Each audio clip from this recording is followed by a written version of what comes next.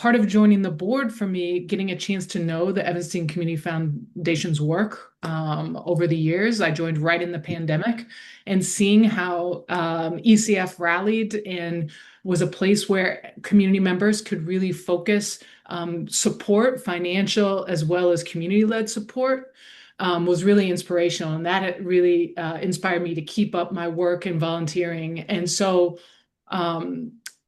a couple other things happened since then, in that we really started to focus on the foundation um, fundraising for the endowment. And that is really important to us um, as Evanstonians, I believe, because it helps support those longer term stability and directionally in the service of justice and an inclusive community. And that does take work and that does take time. I know one of the things that we'll talk about when we get into the mechanics of this is how these funds for our endowment are board directed. It comes into the general um, board determination. I would just say that one of the best things about this endowment fundraising I found is that this money really goes to support our community-led grant making. So Carly is here on this call, and that is a big, under her leadership and the general team, like this point to have structures in which just regular community members, not board members, no one, has to have be a donor. They could be or not to ECF. They get together in a led and guided by our programs team to direct some of these funds will go by their direction to different entities in the city that really serve that mission. So these are a couple concrete things that when Lisa and I were looking at this opportunity, and we've got Ben is on the call here. We worked with Ben to think about how we wanted to allocate our philanthropic funds, and we always give to Evanston Community Foundation, but we wanted to step up in our case, work with the Illinois Gives Act and support the longer term endowment goals of ECF. So that's a little bit about our story and why we chose to do that. Thank you so much, Lee. Really appreciate your partnership and all that you do. We can go to the next slide, please. So what is the Illinois Gives Act? What's all this talk? What's all the fuss about? So the Illinois Gives Act is a tremendous opportunity. It was launched in 2025, and this act provides a 25% state tax credit to donors who contribute to eligible permanent endowed funds held at qualified Illinois community foundations. So ECF is a qualified charitable community foundation at Illinois Community Foundation. And so we hold what's called our Forever Fund, which is our unrestricted permanent endowment. And so we are able to offer a 25% state tax credit to donors who support that fund. And there are lots of details in the math and how it works that we'll talk about today. But generally, the big picture is it's a big win-win for Evanston. So why is it a win-win? Not only are donors supporting community today and tomorrow, it truly helps fund programs and projects like Lee was talking about, our community-led grant making, our Ubuntu Leadership Initiative. It also provides a personal tax savings where donors can reduce their state income tax liability with this credit, maximizing the impact of their generosity, in addition to federal deductibility of the gift. So we, of course, encourage folks to talk to their advisors before making a gift of this kind, but it is a tremendous opportunity and a win-win. Next slide, please. And here you'll hear from Nadia Spock on the statewide purpose, how this all got going in Illinois. Right, thanks, Rebecca. So how did Illinois Gives come to be? In response to declines in charitable giving, Illinois community foundations came together to advocate for a program that would incentivize giving at all income levels and ensure community foundations have the resources they need to help their communities stay resilient. So this legislation is especially meaningful because it shows that the state understands the power of community foundations and the benefits they provide to their respective communities. So the goal of the program is to increase community foundation endowments by 100 million across the state by 2029. So it's a 5-year program. This means that over that 5-year period, Illinois community foundations can collectively raise up to 20 million a year. And I know we're throwing a lot of numbers at you, and I hope that by the end of this, it will be clear. So just hang with us. And within that 20 million, each community foundation can access up to 3 million or issue $750,000 in credits annually. So, like Rebecca said, this is a huge opportunity, but not every community foundation will be able to reach that 3 million threshold because there are more community foundations in Illinois than dollars available. So, this is why we encourage folks to act fast if they're interested, since the credits are available on a first come, first served basis. And a few other things to note about the program. Credits can be claimed by any Illinois taxpayer at any income level, including business entities, just so long as they have state tax liability. This opportunity will be available through 2029 with a 5-year credit rollover should your credit exceed your liability. And it's important to note too that while the program is currently set to expire at the end of 2029, if community foundations take, really take the lead and in utilizing this program, there's opportunity for the program to be extended if there's that full participation, and that will help us advocate to keep this going in the future. Yes, next slide. Thank you. So, like Rebecca mentioned, while Illinois Gives is obviously a huge win for community foundations, it's also a big win for taxpayers. So, just going to talk about a few of those tax advantages. So, like we said a few slides back, the program offers a 25% state income tax credit for gifts to accredited community foundation endowments. And at ECF, we call that our Forever Fund. $400,000 is the individual gift maximum, which would result in a $100,000 credit. If 2 people in a household max out at that $400,000 maximum, they would be able to receive a $200,000 tax credit, since that would be, together an $800,000 gift. Because this program is designed to benefit taxpayers of all income levels, a quarter of the annual credits are reserved for gifts of $25,000 and under, which is great. So that was an equity clause that was baked into the legislation. And just a couple other things to note. This credit is in addition to the federal deductibility of the gift, and gifts can be made via stock, wire, check, online on our website, cash, and even IRA charitable rollover. And we can go to the next slide. And I'll pass it along to Alondra. Thanks, Nadia. So why the Forever Fund? In Evanston, ECF is uniquely positioned to pull and disseminate resources through community voice as a financial hub for local philanthropy.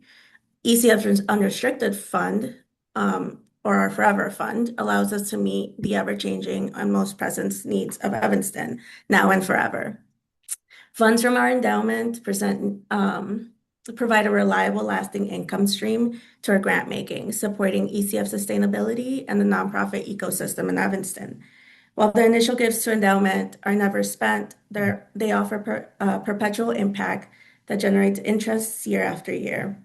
The endowment allows us to confidently commit to our 3 forever promises, as you see here, to invest in Evanston through community-led grant making and support, to local nonprofits, to empower leaders through leadership development, such as our Ubuntu Leadership Institute, and to advance justice by channeling resources to systemic change and initiatives. The ways in which these promises are kept will and should evolve as community needs change. But our promise to community is that we will remain flexible as long as it aligns with these priorities. Next slide, please. In order to do that, a strong, unrestricted endowment fund is important. And Illinois Gives allows us to expand on our impact by leveraging legacy gifts, the 40th anniversary of ECF, which I'm sure is, in your calendars, I hope. And Illinois Gives, right? We aim to double our endowment fund by $10 million through the end of 2027, which is next year. In 2020, we saw ECF's ability to pivot during the pandemic, where we were able to respond to community need. Through endowment, we hope to be responsive before that urgent needs arise. For example, a $1 million added to our Forever Fund yields approximately $50,000 in additional community support annually in perpetuity. That means that we can increase grant making, programming, or progress towards systemic change. The 50K is equivalent to a 5% draw from our endowment with a 3-year rollover average. Thanks, And I think I'll Alondra. pass it over to Rebecca. Yeah. Thank you. So how does this look in the numbers over the years? So this graph is an example of the power of endowment. So if we look at a gift that, let's say there was a $100,000 gift made in 1988. So that was 2 years after we were founded. Over the years, we have seen about a 8.8% return, which is higher than our spend of 5%. So over the years, not only would that blue line, the original gift, have grown today to about $373,000 still in the fund, but it would have cumulatively distributed over $450,000 to date. So that is the power of endowment. It's incredible. And not only do we have this opportunity, but we really owe it to Evanston to utilize as many of these credits as we can, because if we don't use them, they're still going somewhere in Illinois. And we know that we are positioned to leverage those dollars and activate those dollars in a thoughtful way by leveraging community voice. And so the more dollars we can put in our Forever Fund, the more dollars that can go out forever. And of course, we added the little 40th balloon as just a reminder to please join us at our 40th gathering on September 29th. Next slide, please. So how to act now. To date, 38% of credits are already claimed this year. That means that there are still remaining $12 million in gifts still available statewide. And approximately of those $12 million, $2.5 million in gifts still available at ECF. Again, we still urge everyone to act now since those credits have been last year ran out early December. So we hope that to be able to, claim as many credits as we can. Last year, ECF claimed about 2 million of those credits, again, because of the funds running out earlier in the year. There are 3 simple steps to participate in the program. First, to complete a contribution authorization certificate, also known as a CAC, on the MyTax Illinois site. In order to do this, you must have an account through the MyTax site. The next step would be to make the gift to ECF within 10 days of completing that CAC. Again, this is a stock, wire, check, online gift, cash, even IRA charitable rollover. The only exclusion to that are donor advised funds. And finally, once we receive the gift on ECF's side, one of our team members goes into the portal and approves the certificate of receipt, which is what you will use to submit your taxes the following year. And as you consider the possibility of participating in this program, we wanted to welcome former Mayor Steve Haggerty, who participated in and is a huge advocate for the program, to share his experience and the potential impact this can have for Evanston. Thank you, Steve. Thanks, Alondra. And it's great to have everybody here. Appreciate ECF putting this on. Have any of you ever driven out on 294 past O'Hare? You're not going north, you're going south. Let's say you're trying to go to 88. and you're driving, and all of a sudden, all you see is mounds of dirt and equipment just moving things around. And it's been going on for like a decade, it seems like, if you ever have to drive there, and there's always traffic. And you think to yourself, my God, government can't do anything right.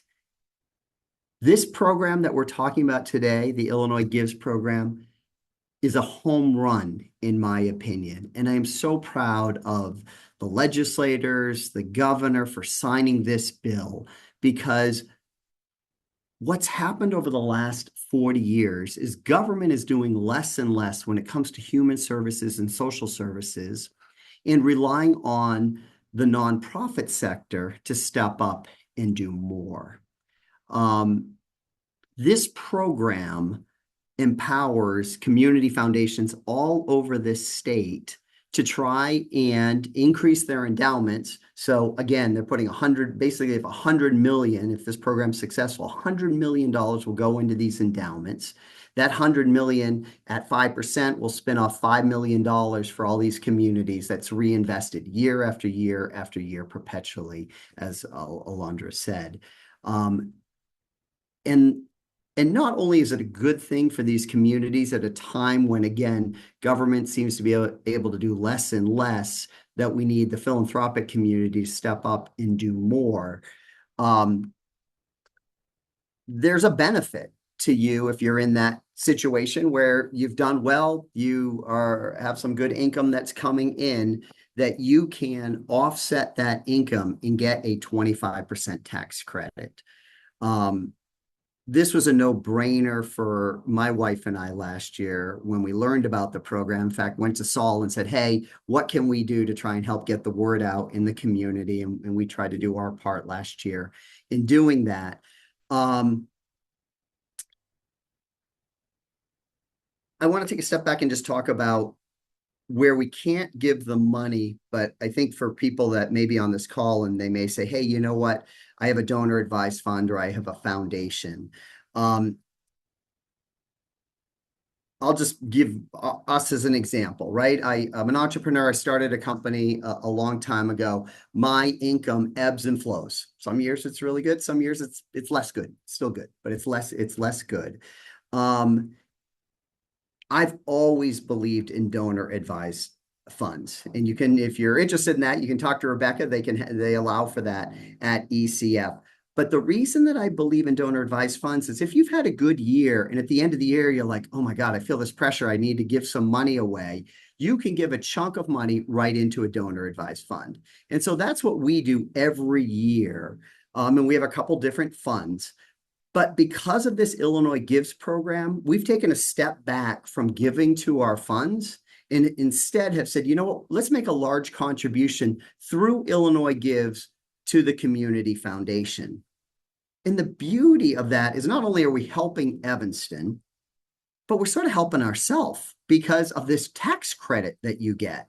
And so I'll use a big number, but just to keep it simple, right? So if you were able to give $100,000, you get a tax credit of $25,000.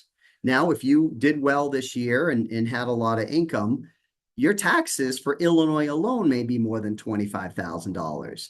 Literally, you're getting a credit. You're subtracting whatever the taxes you owe minus $25,000, and you still get the federal tax credit for the $100,000 that you give.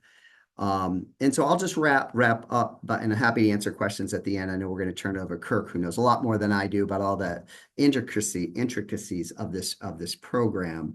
But if you care about this community, if you want to invest in this community, to me, there's no better tool right now to do it through than the Illinois Gives program, because it helps Evanston, but it also helps you with your tax returns, and maybe with that tax credit, you can give some more to the community foundation. So thanks for being here.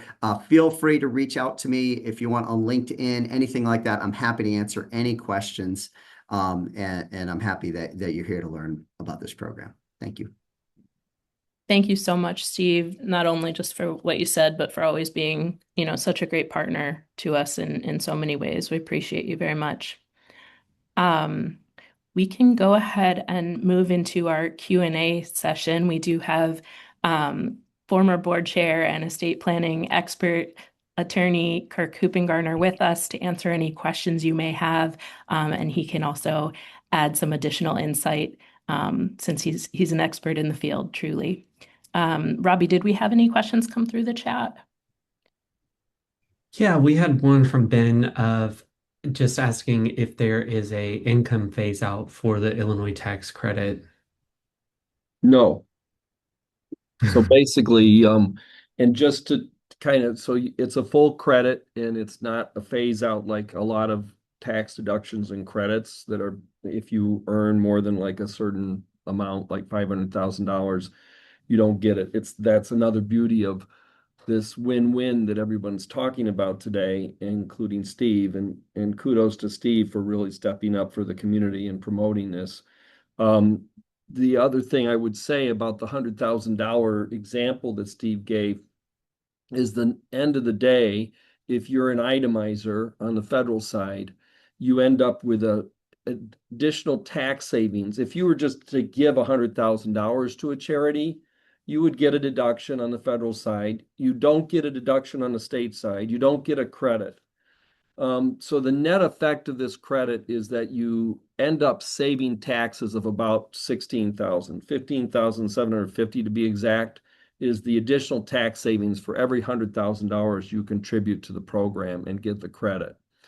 The other thing I guess I would say about this whole program is there's an underlying theme here that is actually quite amazing, and I'm impressed by legislators and the community foundation world, which promoted this. It's very future oriented because it's talking about building endowment for the long term to have this, what I call the savings account nest egg that's available 20 years from now for making grants. And Rebecca's number crunching is relevant, and the community foundation at Evanston has been very fortunate over the years. Past performance does not guarantee future performance. That's always what you have to disclaim. But overall, the Investment Finance Committee of ECF has done very well with the foundation's money and has earned more than the spend, which causes this additional compounding and accumulation. And this is something where the state said, we want to invest not just now, but we want to invest in the long-term future of our communities. And we want to put $100 million aside. Now, the picture on this screen is very young. I look a lot older than that now. I need to give ECF a more recent picture. But I will tell you, will I be around 50 years from now? Probably not. But some of you may. I think a lot of people on this call will. And what a wonderful thing that in 25 to 50 years, people were saying, thank God the Illinois legislature and the community foundations were foresightful enough to set aside $100 million back in 2025 through 2029, because now we have $200 million to grant out 5% a year for supporting our communities. And because of their foresight, we have this really wonderful nest egg, this savings account, so to speak, to spend in the future. Endowments are for long-term perpetuality. And in fact, the legislature made it clear that the endowment fund had to be a perpetual fund with an annual spend of no more than 7%. And they made that clear to qualify for this credit. But again, I think it's something for those of you who are really dedicated long-term to Evanston, and you're very foresightful, like people like Haggerty. I think that this is a very meaningful gift. And that's like a lot of things with tax law. Credits and deductions are all aimed to incentivize behavior. And this law was trying to incentivize all of you to give for the future and to build this long-term endowment. They could have done something different. They could have done no requirement for endowments. They could have just had direct but they felt that this long-term need was there. And it was based on historical information. And to Rebecca's point about the number crunching, ECF has been around for now going almost 40 years. And in the early days, it had about $1 million in its initial funding. It got a major jump start from the Grand Victoria Casino Foundation, which added about $2 million to Community Works. The reason why I bring all that up is that that was the foundation, no pun intended, for where ECF is at now. And thank goodness that back then people had the foresight to set aside money for long-term board-directed giving. And now here's where we're at. And we've leveraged off of it. Endowments are a leverage tool for long-term giving. I think the other thing I would say is the 5% that has been described in your wonderful summaries, which were very helpful, is that's a mark right now. That's the Evanston Community Foundation Board's position as presented by the Finance Committee every year for an investment spending policy statement and procedures. 5% is a fairly typical number that people utilize, and a lot of it's just depend on the hope that the fund will grow and sustain long term and never go below original contributions. There could be an increase in the future to the point where there was a description of the challenges faced by the pandemic. There could be additional outlays that year, like 7%. That will give some flexibility to the board. But the board, together with the Finance Committee, is very conscientiously thinking about how they manage this endowment long term. I will say, having been a board chair many years ago, and having watched ECF over the years, those of you who are considering giving to this program, you're giving money to a program that is very responsibly managed, with a great deal of integrity, of intentionality, and that's why this fund has grown the way it has. So you're putting your money in a good long-term investment for the community. I also will point out that on some housekeeping matters, so you get this credit, and actually Steve can speak to this personally with his experience with his own accountants and how it works. But once you get the credit certificate, once the community foundation does confirm your contribution, and once you get this, you then you apply it, you attach it with your tax return, and you get a credit. And let's say you have, like a lot of taxpayers, you have done estimated tax payments, or you've done to Illinois, and you've already done tax payments, and then you file your 2026 return. What you will do is you'll have this credit that you will report on your return, and you'll in effect get a refund because you've already paid those taxes that you now don't owe because of the credit being applied against those taxes. The other thing that was mentioned, and just to highlight, is a married couple can be entitled to 2 caps, basically, of $100,000 for each. So they can basically get $200,000 worth of credits for the year that they can apply. The carry forward, just to remind you, you have 5 years. So if you don't fully use it now, you can use it going forward. And you have 5 years to utilize that credit. If you and I don't want anybody on this call to do this, but if you actually move to another state and you become a taxpayer in another state, you lose the credit. So this is an incentive for keeping you in Evanston and keeping you in Illinois, so you can fully utilize this credit going forward if you don't use it currently. The endowment fund, just to remind you of what Lee talked about, is a board-directed endowment. The board then is responsible for making grant making from this. So it's not that if you were to contribute to the max of $800,000, it's now not suddenly the Hoopengarner Fund and I contribute $800,000 and I control the distributions. You are handing over responsibility for distributing this fund to the board that will conscientiously, as they have done for almost 40 years, make grants to really meet the needs of the community. The other thing is, as the development people on this call will want to remind us all, once you do not have to have this the only gift you make to ECF. If you want to continue to contribute toward the annual fund, you can do that. And that will just be a gift. It will be a donation that will qualify for the federal income tax deduction if you itemize. And you can continue to do that. And frankly, I would encourage you to do that as a complement of current giving to support the infrastructure and operations of this foundation. All the people you see here on the call, to support them to continue the convening, collaboration, initiatives that ECF has been so successful in doing over the years.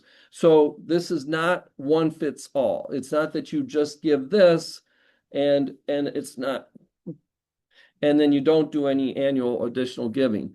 This other thing is, and I'm not quite sure how all this is going to work out with the state, but it's been pointed out in this call. They want to encourage everyone to participate, even those who contribute $10,000, which is still a generous, wonderful gift. And those add up. But the state, because they wanted to encourage this not to be just the big donors, but they also wanted to encourage most of us to contribute toward this program.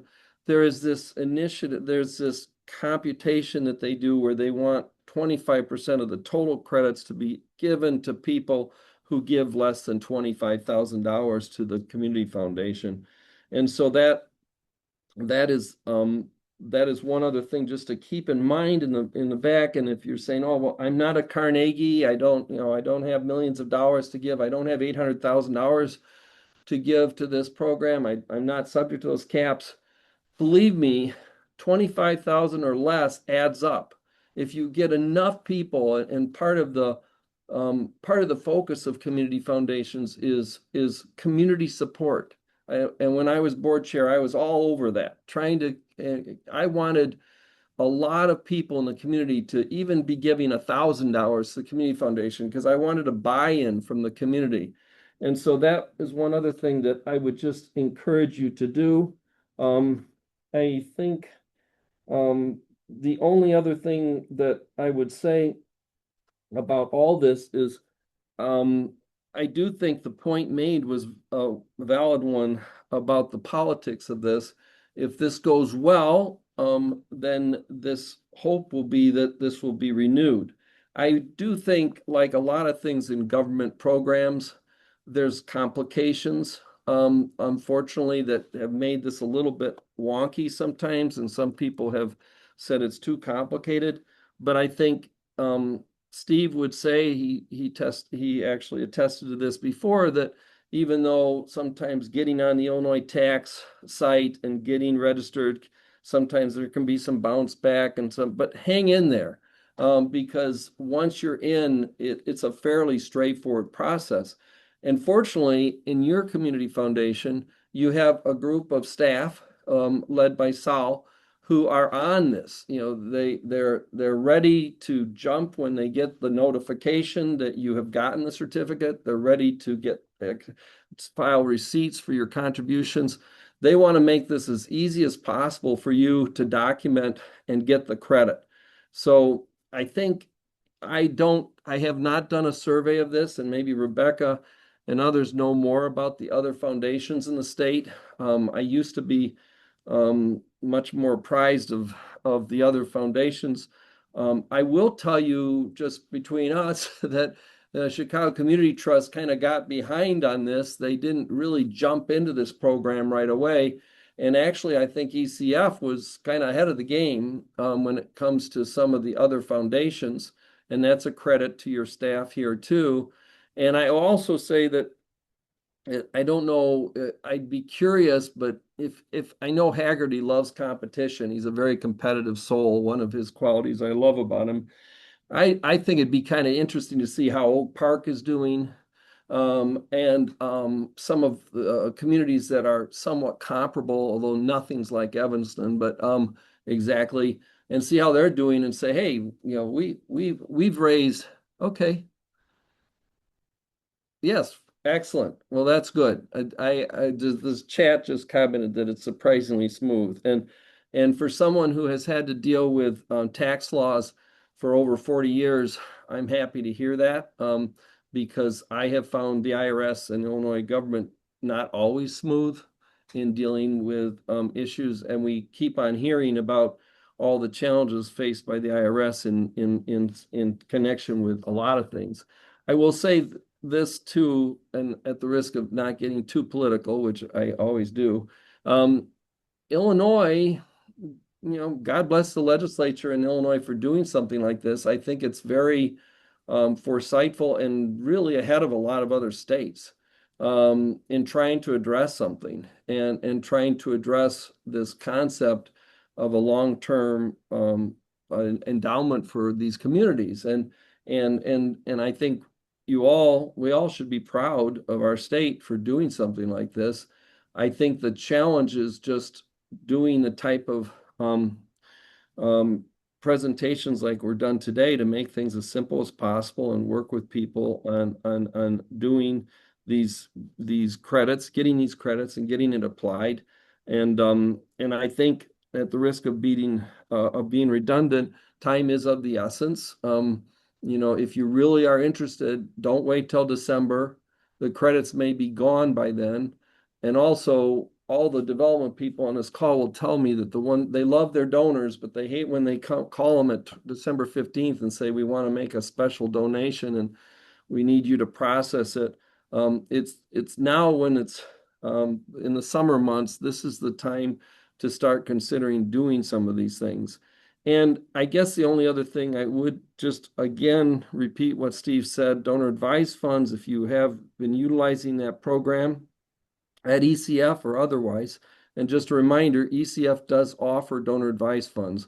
They don't have to be held at the Fidelities or the commercials companies. They can be held at your own local community foundation, but you can't draw from them to do this. And if you have a private foundation, the private foundation can't do this either. They can't make a grant to the foundation and get some kind of credit for the foundation directors or funders. It's got to come from individuals. The business side, I'm not going to get too wonky and in the weeds on that. It gets a little bit complicated if you have a pass-through entity, and if some of you do and are interested in that, I can talk with you about that. But if you have a regular business corporation, they too can make the contribution and get the credit. So I guess unless anybody has any other questions, I think that's the only other thing that I can add to what has already been done very well in this presentation.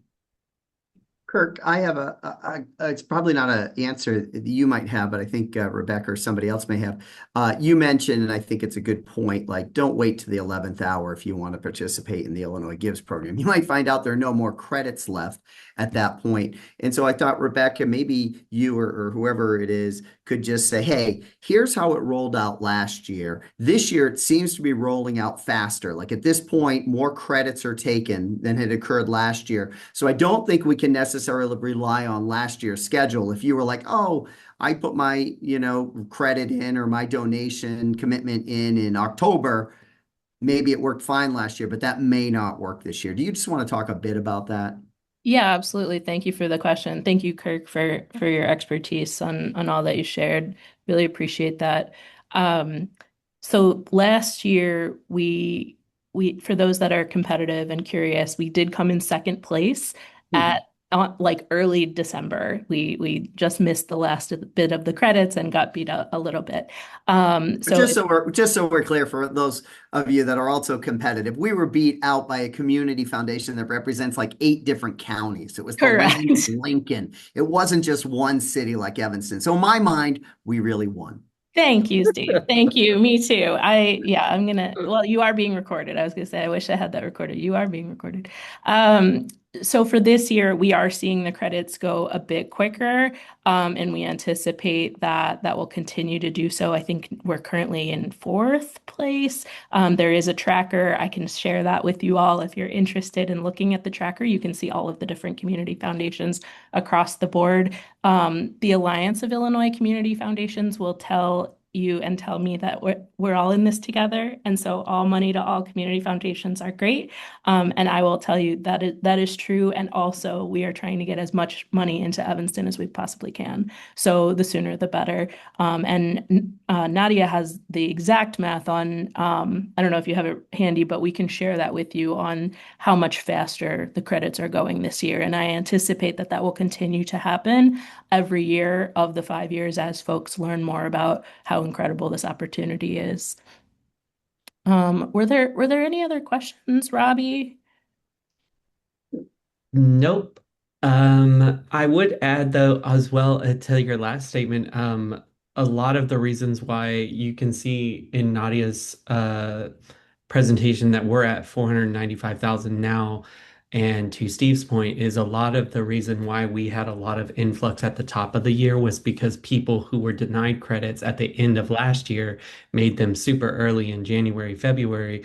So we were almost getting like makeup contributions earlier this year so that they were making sure that they got their credit in 2026 because they missed the deadline in 2025. So you did actually see a quick uptick compared to 2025 when it launched. But no other questions in the chat. I am sharing now some additional resources for everyone. I might need to break that in half. But these will Yeah, help please get my you. face off of the screen. These will help you go to the quick links to our website that give you more step-by-step information and links on how to know everything to make a gift to the Illinois Gives tax credit. Nadia, And do you have something? yeah, really quick. I just wanted to highlight Jennifer's question in the chat from a little earlier up. She asked if there is a set or is there a minimum endowment donation to ECF? And there is not. So that's what's so beautiful about this program is, you could give $50, you could give $100.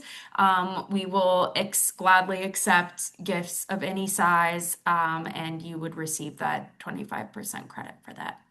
So just wanted to share that with everybody.